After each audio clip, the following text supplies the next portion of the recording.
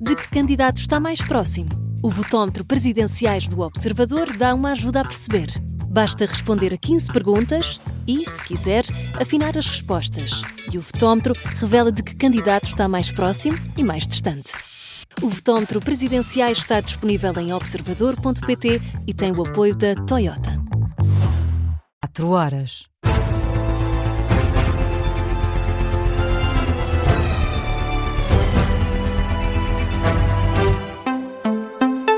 Boa noite, eu sou o Martim Madeira. Vamos às notícias na Rádio Observador.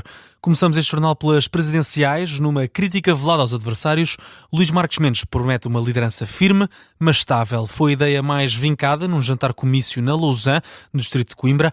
Luís Marques Mendes pediu desculpa pelo atraso por ter estado na reunião do Conselho de Estado e estreou o apelo ao voto para os que vão às urnas no domingo na votação antecipada. Numa sala com 200 apoiantes, Marques Mendes contou ainda com o apoio de Miguel Pinto Luz, que garante que o governo não anda à procura de apoio na presidência. Miguel Viterbo Dias. O Ministro das Infraestruturas e da Habitação foi a Lausanne assegurar que o governo não anda à procura de amigos. Quando olho para Coutinho Figueiredo, nos últimos dias, não tem o direito de dizer que é o herdeiro desse legado do PSD, desse legado dos nossos governos. Não tem o direito sequer de dizer que vai ser o presidente mais próximo do governo, o presidente mais amigo do governo, porque nós não queremos um presidente amigo do governo. Miguel Pinto Luz, que deixou ainda um pedido na leitura das sondagens recentes. Quem está na pole position para chegar à segunda volta é Luís Marques Mendes. Podem andar-vos a vender o que quiserem. Vendam-vos o que quiserem, mas vocês não empenhem pelos ouvidos. O Ministro da Habitação, que viu Marques Mendes elogiar a vitória política no Parlamento com a aprovação de mais propostas para o setor, numa noite em que o candidato apoiado pela AD atirou à estratégia dos adversários. Que há aí alguns dos meus candidatos adversários preocupados com casos e com casinhos. Eu estou preocupado com as grandes causas que possam mudar, reformar e transformar Portugal. E para se distanciar, quis mostrar de que forma pretende exercer o cargo. Eu quero liderar com firmeza, mas com tranquilidade. Nós temos alguns candidatos que são tranquilos, mas não são líderes. Mas nós temos outros que podem ter algum tipo de perfil de liderança, mas querem fomentar permanentemente a intranquilidade em Portugal. Luís Marques Mendes, que aponta aos moderados e aos indecisos e não esquece os que vão às urnas já este domingo. E por isso aqui fica uma palavra de apelo à votação e de apelo ao coração por um lado e à razão por outro lado. Marques Mendes num jantar-comício na Lausanne, que contou com a presença de mais um membro do governo. Miguel Viterbo Dias com os destaques da intervenção de Luís Marques Mendes e de Miguel Pinto Luz. Amanhã, a comitiva do candidato apoiado pela AD começa o dia em Viana do Castelo. António José Seguro volta a avisar para os riscos de um poder absoluto na direita do poder.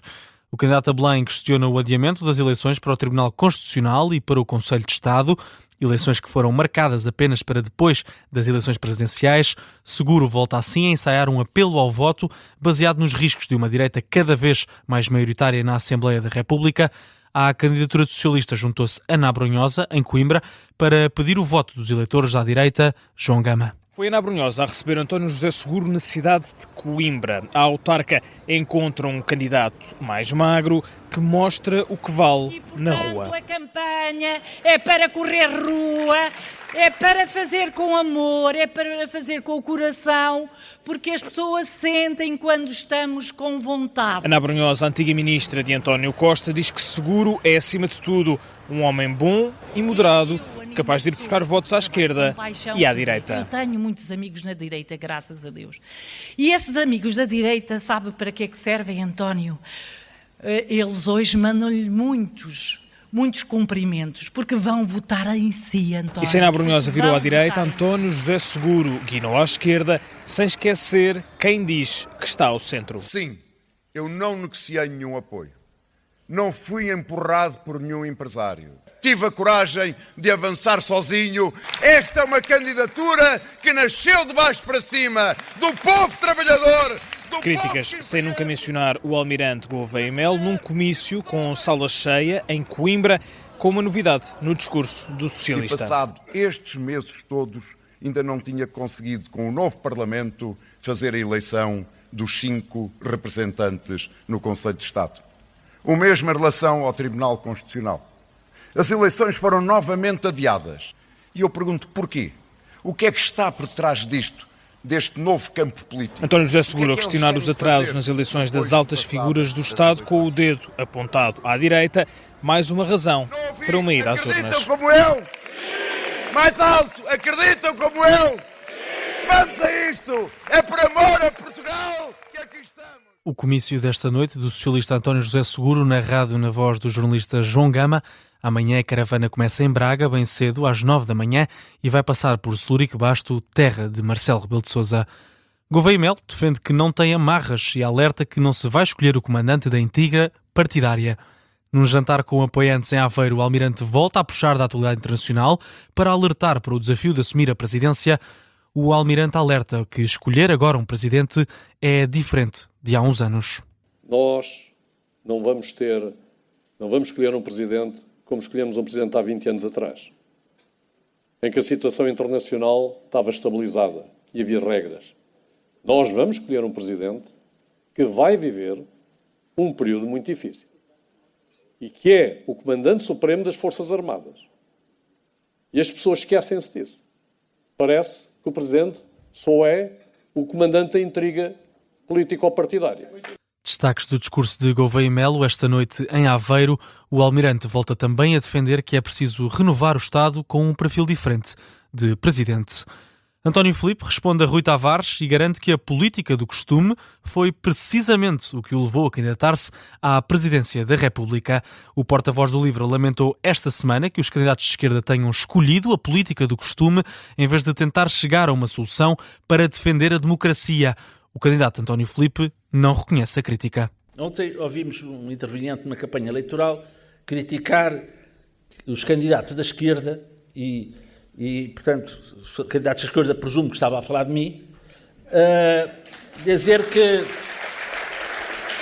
os candidatos da esquerda defendiam a política do costume. Defendiam a política do costume. Bom, eu direi, então vamos ver o que é a política do costume. A política do costume é esta que eu tenho estado a falar. É a política neoliberal que tem conduzido a esta situação. E é contra essa política do costume que eu me candidato a Presidente da República. Na resposta a Rui Tavares, António Filipe sublinha também que lidera uma candidatura de convergência da esquerda e que as presidenciais são mais do que um concurso de ideias giras. Tirando o foco da corrida a Belém, o Presidente da República assegura que já conversou com Luís Montenegro sobre as mortes ocorridas sem que tenha chegado socorro nos últimos dias. Sublinha Marcelo Rebelo de Sousa que o Governo está consciente da importância do problema. Falo com o Sr. Ministro todos os dias, então sobre estas matérias, como imagina, falámos ontem, estava consciente da importância do problema e daquilo que é perturbador na vida das pessoas e, sobretudo, na maneira como elas encaram aquilo que se passa em situações críticas de saúde. Marcelo Rebelo de Sousa reiterou ainda o apelo para que sejam prestados esclarecimentos sobre estes casos para dar confiança aos portugueses. O Presidente da República prestou ainda declarações sobre a reunião do Conselho de Estado desta sexta-feira. Diz que é preciso ter atenção à forma como a Europa se relaciona com os Estados Unidos para ajudar a Ucrânia e que é essencial acompanhar os portugueses que estão na Venezuela. E do outro lado do Atlântico, no panorama internacional, Donald Trump diz que os Estados Unidos estão a recuperar o que lhes foi tirado pela Venezuela no que diz respeito ao petróleo.